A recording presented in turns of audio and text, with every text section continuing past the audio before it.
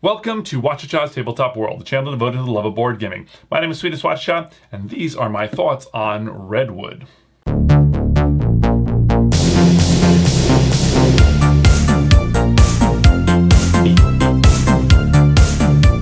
Okay, so Redwood. Now, when I heard about this game, I got pretty hyped. I think at this point, maybe I'm a little bit jaded in when it comes to board gaming.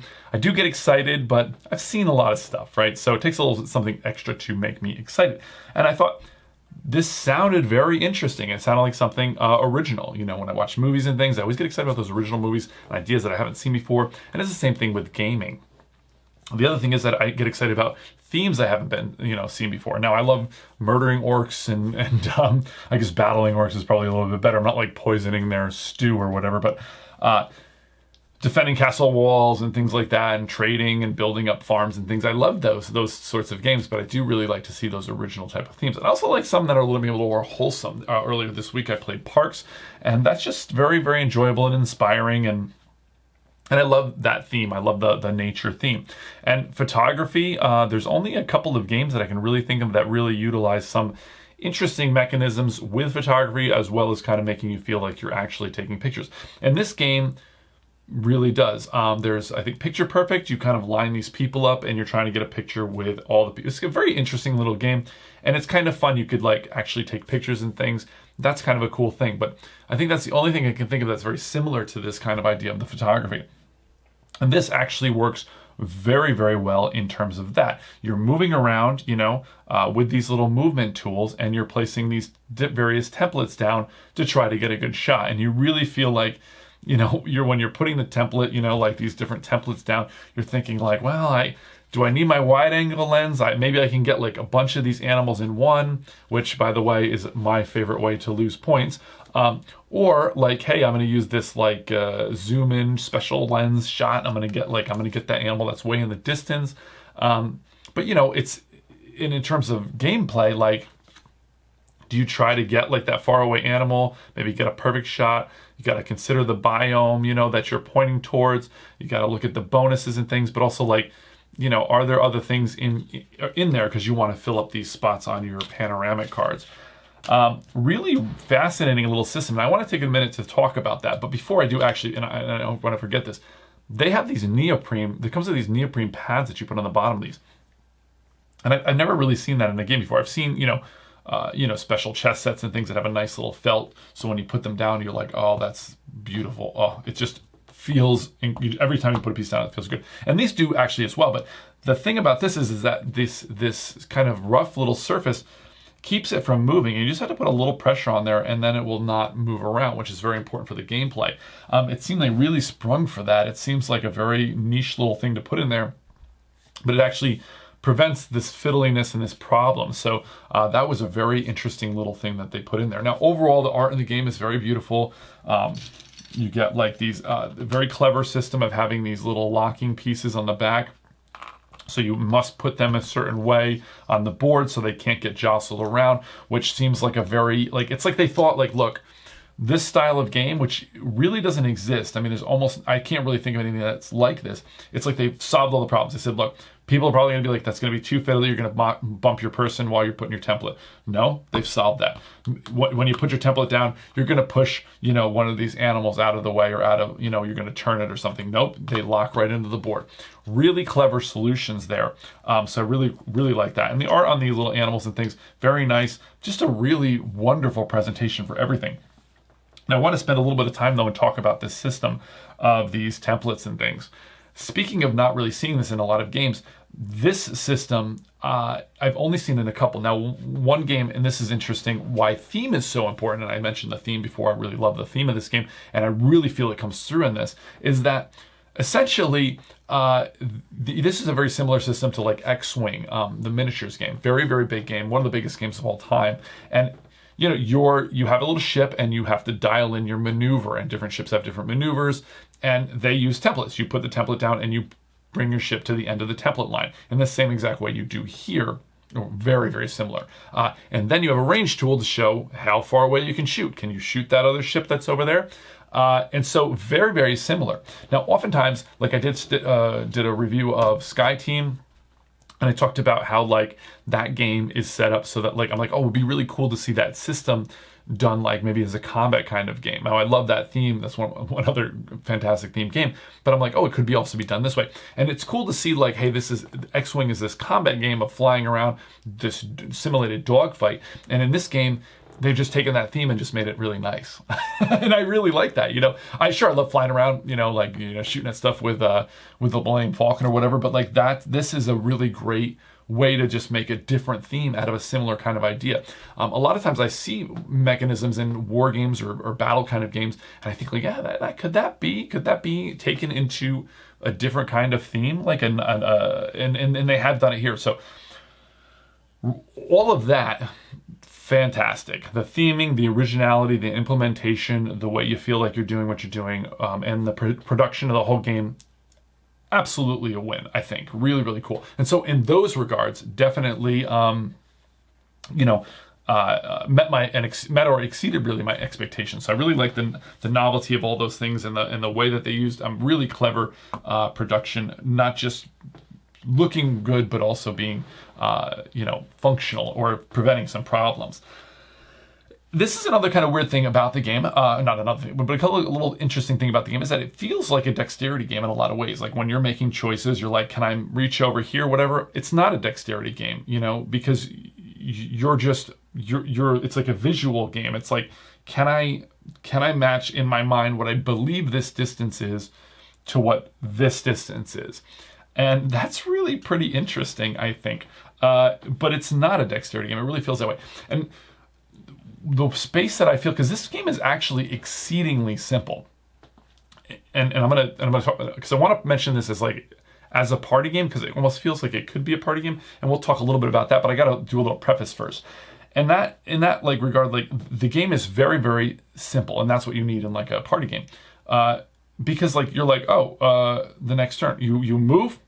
You put your template down, or you pick your templates, you move, you put your templates down. What do you get? Okay, good, done. Next turn. And between rounds, move the sun and you're ready to go again.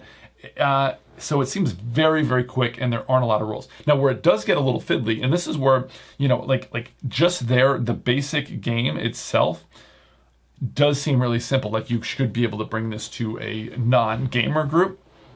So often if I play party games, I'll bring to a non-gamer group, and I feel like they'll really, I'm tired of I love word games. I love code names and Decrypto and all these kind of word games, which tend to dominate, exceedingly dominate the party game thing. And that's why dexterity games are kind of fun to mix up with, or different kinds of games that challenge you in different ways that aren't just your vocabulary. And this game really feels like it should be, because you're like, hey, pick, it's very easy. Just pick a template and pick a thing, try to get in a good position, take a good picture, and then you can see.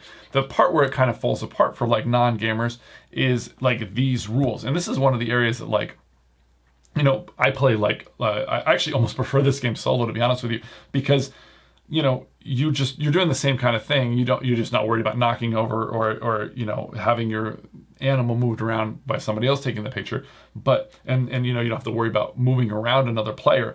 But you play with this set number of these cards. Now, when you're not playing the solo version, which are kind of designed to have specific cards working together, if you play a few of the solo scenarios in a row, there's only 5 scenarios, and it's just a grouping of these cards. It gets easy to remember because you're like, okay, I remember them, good. And by the end of the game, anyway, you remember what they all are, but they are a little tricky to keep in your head, and you do have to go to the rule book. And it's nice that it's on the back of the rule book, but you go and you're like, okay, what was this one again? Oh yeah, I got it. So it is kind of hard to keep those extra rules in play, and they tend to kind of feel like you can't go towards all of them. Maybe you can kind of pick a couple things okay, I'm going to try to go to this biome, and I really want to get this animal because I want a different animal. Okay, so that seems to be a good thing to do.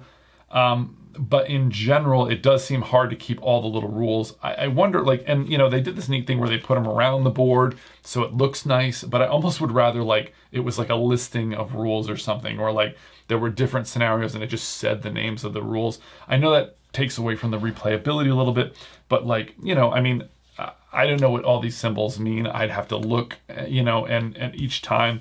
So that's just a little bit of fiddliness, and I don't mind it. I actually like that fact that those are there. It gives you it almost feels like a little bit like a catch up. Like if you play like Mario Kart, which isn't a board game but a video game, there's like these little things where they'll give you the best weapons if you're in last place. If you're first place, you get Jack, you squat because you're just, you're already winning. And I feel like that's kind of like these points. It's like, well, I didn't get what I needed, but hey, maybe I can pick up an extra point or two from these other things. So it does feel kind of like a point salad in a way, where you're like, there's a lot of kind of points to get. You're not going to get them all, but maybe you'll get some. And in that way, I think it does work as a non-gamer game as well. And I know I keep bringing this up, and the reason is because it isn't terribly complicated, or your choices don't seem that integral, right? Like, are you going to learn from game to game from your choices? Probably not. You might understand the spatial aspect. Like, I know I should probably never use these wider angle lenses because I always mess them up. But, that's really all you're going to be able to do. Maybe you can come up with some other strategy, but mostly it just seems kind of like a nice little game. And it's shorter. It's not like that long of a game. You can kind of get through the game and it's kind of fun. Almost a filler, I think. At 2 players, I think that might be the best. I have not played beyond that. I've not played 3 players. I've not played 4 players. And I don't know as I would really enjoy that. Number one, it would slow the game down because you're going around other characters. And, I feel like avoiding one other miniature, not that bad. Trying to not knock over other, 4 different miniatures. Okay. And they also have these team rules where you're supposed to, if you do 4 players to make things go faster, they recommend that you do, and again, this is all conjecture because I haven't played that 3 or 4 players. They suggest you take your turns at the same time. I can't imagine 2 players being like, oh, moving. That seems crazy to me because they want you to play it quickly. And I think in general for me, whenever you see the max player count at a game, sometimes, I've been at the game shop before and be like, hey, we've got 5 people to play this game. I'm like, how many players does this take? 5 people. And I look at the game like, no way, not for me. Because I like to get through the game a little quicker. I find the game is more enjoyable. There's all these things about the length of the game that are real. That's really a little rabbit hole that I don't want to get into. But this game definitely does seem like if I was playing 4 players and it was taking me an hour and a half, or an hour or whatever, again, conjecture, that would not be fun for me. I think this game is really very lovely and very enjoyable, but at a shorter clip, But I do think it is a little bit of I feel like it could be a great party game, but I think those extra rules in there might not be that great. But as a regular gamer's game, it is fun. I do enjoy it. It is very fairly tactical, and I don't feel like the choices I'm making are huge, but the turns go by pretty quick and the choices are quick. And so overall, I think the whole experience is quite pleasurable. But I do think that this game is, it's also great for doing, I mentioned parks earlier. You could do a little double up, you can do a little, you can do a bunch of nature, hiking, photography games or whatever. That might be kind of nice.